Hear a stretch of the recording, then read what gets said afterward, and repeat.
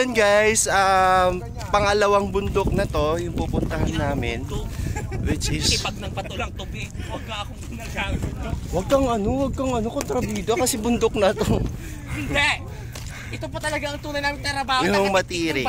Saka dito kami nagtatrabaho. Ito na po yung sinasabi namin taga-tiktik ng bato. Dito kami nagtitiktik dati. Ay dati, until now.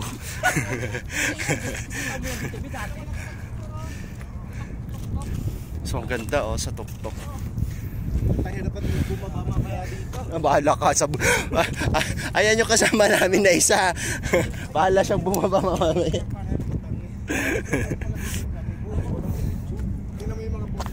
Wow. Solar. Ganda. Yan sila sa ano Kurinte. Oo.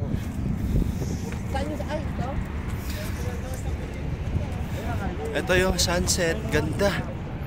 Guys, ang ganda ng sunset natin. Ikutin ko ha.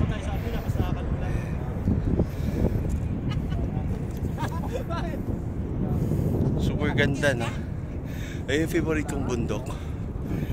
Ganda. So alam nyo guys, dito ang ginagamit nilang ng source ng kuryente nila is solar. Ayan ang daming solar dyan. Ayan guys, kung nakikita nyo yan, solar po yan. So tipid sila sa kuryente. Ayan, 'di ba?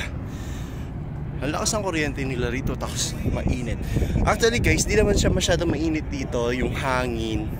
Tama-tama lang kasi bundok to, malamig yung hangin niya. Malamig. Ayan.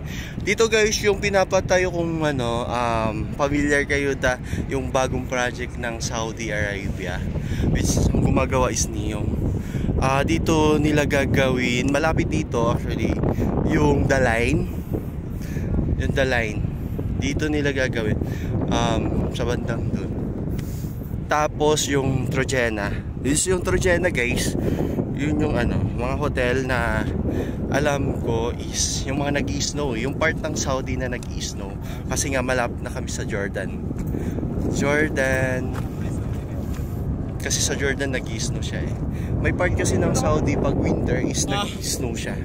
Ito na yan. Tapos dito yung sa Holy Bible, yung bato, yung naglakad sila Jesus, sila Moises. Dito yun guys, sa Tabuk City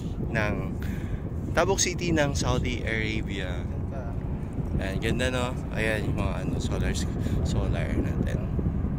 So ayan guys, mamaya ulit.